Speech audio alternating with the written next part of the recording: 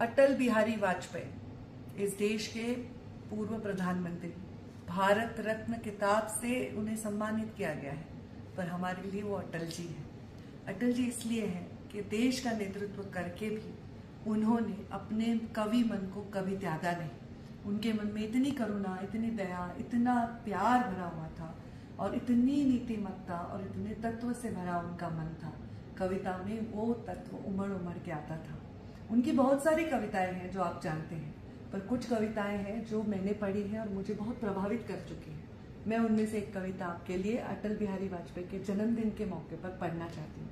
हिंदी में इसलिए भाष्य कर रही हूँ, इसलिए बोल रही हूँ ताकि बहुत सारे लोग महाराष्ट्र के बाहर भी ये देखें और समझ सकें। तो आइए, मेरी एक फेवरेट कविता मैं आपको सुनाती हूँ। राह कौन सी जाऊं मैं, चौराहे पर लुटता चीर, प्यादे से पिट गया वजीर, चलूं आखिरी चाल की बाजी छोड़ विरक्ति सजाऊं। राह कौन सी जाऊं मैं, सपना जन्मा और मर गया, मधु ऋतु में ही बाग झर गया, तिनके टूटे हुए बटेरू या नवसृष्टि सजाऊं मैं।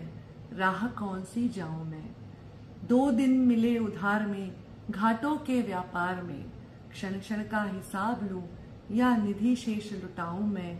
राह कौन सी जाऊं मैं। कितनी सुंदर पंक्तियां हैं ये। आपको एक क्षण लगेगा कि ये बड़ी डिप्रेसिंग सी कविता है या बहुत दुखी कविता है, पर ये दुखी कविता नहीं है। हम लोग बड़ी बड़ी बातें करते हैं, शेक्सपियर जैसे कहते हैं ना, टू बी और नॉट टू बी, ये वही कविता है। वही अटल बिहारी वाजपेयी अपने शब्दों में बयान कर रहे हैं। पर परिस्थिति शायद उस समय की हो, पर हर समय में लागू होती है। आदमी जब एक चौराहे पर बैठा होता है, खड़ा होता है विचारों के, जीवन के निर्णयों के चौराहे पर, तब वो सोचता है क्या हो रहा है कलयुग में।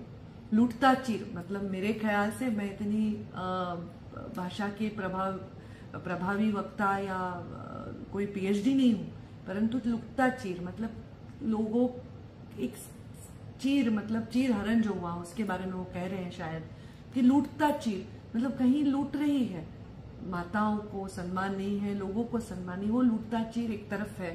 प्यादे से पिटता वजीर मतलब एक जमाना ऐसा आ गया है कि वजीर शायद इतने ताकतवर नहीं है कि प्यादे से पीट रहे हैं, ये भी अर्थ हो सकता है।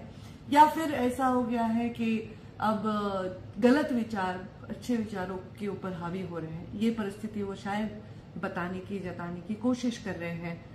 तो वो पूछते हैं कवि मन अपने आप को कि चलूं आखिरी चाल या बाजी छोड़ विरक्ति सजाऊं। मतलब वो एक ऐसी परिभाषा कर रहे हैं एक परिस्थिति की कि एक ऐसी परिस्थिति है कि एक आखिरी चाल चल के देखूं, शायद अच्छी हो जाए, शायद सब चीज बदल जाए, या फिर विरक्ति सजाऊं मैं। राह कौन सी जाऊं मैं। कितनी सुंदर ये पंक्तियां उन्होंने कही है। दूसरा एक जो इसमें अगला वो कवि अटल जी बोलते हैं, सपना जन्मा और मर गया, मधु ऋतु में ही बाग झर गया। अटल जी कहते हैं कि जैसे कि युवाओं में होता है, कोई सपना होता है, कोई जिद होती है, कुछ करने की उनकी इच्छा होती है, ताकत होती है, और वो आज एक विचार करते हैं पर वो विचार सफल नहीं होता है, तो सपना जन्मा और मर गया, मधु ऋतु में ही बाग झर गया। कभी कभी हमें ऐसा लगता है कि मेरे जीवन के इस ऐसे मौके पर, ऐसे पल में, इतने पीक पर ऐसे क्यों हो गया, ऐसे बाग झर गया। मतलब इतनी अच्छी ऋतु है और यहाँ तो फूल खिलने चाहिए, हरा हरा सब जगह चाहिए, पर बाग पूरा उजड़ गया। ऐसी मनस्थिति व्यक्ति की हर मोड़ पर हो सकती है। ऐसे व्यक्ति में क्या करूं, जो बाग झड़ गया है, जो पूरा उजड़ गया है, उसके तिनके बटेरूं या नवसृष्टि सजाऊं। मतलब यही कविता में अटल जी परिस्थिति के उद्ध्वस्त होने का वर्णन भी कर रहे हैं, पर एक बीज भी ये अटल जी बीजारोपण कर रहे हैं कि क्या मैं नव सृष्टि सजाऊं, टू बी और नॉट टू बी, ये करूं कि नहीं करूं। ये बहुत अच्छी तरह से उन्होंने बहुत ही संवेदनशील शब्दों में रखा है।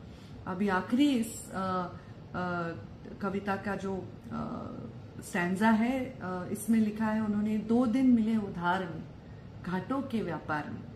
कभी कभी ऐसा होता है, 2 दिन अच्छे मिल जाते हैं, बहुत अच्छा लगता है, पर ऐसे लगता है कि ये सिर्फ ये 2 दिन की चांदनी जिसे हम कहते हैं, घाटों के व्यापार में किसी उनके मन को उस समय वो जो लगा होगा कि घाटों के व्यापार में 2 दिन उधार के सुख के मिल गए, क्षण क्षण का हिसाब लूं या निधि शेष लुटाऊं। मतलब जो हमारे साथ बुरा हुआ है या हमारे साथ गलत हुआ है, जो नहीं अच्छा लगता वैसा हुआ है, उन क्षणों का हिसाब लेने में अपनी जिंदगी बिताऊं कि जो बचे क्षण है उसको मैं अच्छे तरीके से लुटाऊं, अच्छी सकारात्मकता से लुटाऊं, फिर से अपनी सृष्टि सजाऊं। राह कौन सी जाऊं, ये परिस्थिति हर एक के जीवन में आती। कौन सी राह चुननी चाहिए, कितनी अपनी जिंदगी उद्ध्वस्त है, मन में कभी लगता है हमें ये समय पे ये नहीं होना चाहिए था, ऐसे भी लगता है। पर इन पंक्तियों को देखिए, ये पंक्तियां उद्ध्वस्तता का वर्णन भी बहुत अच्छे से करती है, पर एक बीजारोपण करती है अपनी अच्छी मनोवृत्ति का, अपनी जिद का, और फिर से कुछ नया बनाने की अपनी चाह का, अपने मिशन का, अपने पैशन का। ये अटल जी की बहुत कम ही सुनी हुई शायद कविता होगी, या जिस तरह से मैं इसका विस्तृत वर्णन कर सकती हूँ, जितना मुझे भाषा का ज्ञान है, मैंने अपनी तरफ से, क्योंकि कोई भी चीज हम पढ़ते हैं या कोई भी चीज को जानने की कोशिश करते हैं तो हम अपने परसेप्शन को उसको जानते हैं। तो मेरा परसेप्शन इस कविता के बारे में ऐसा रहा। ये कविताएं युवाओं को सुननी चाहिए या देखनी चाहिए, पढ़नी चाहिए, उससे भी ज्यादा समझनी चाहिए। ये मेरी एक आदरांजलि मेरे प्यारे अटल जी के लिए।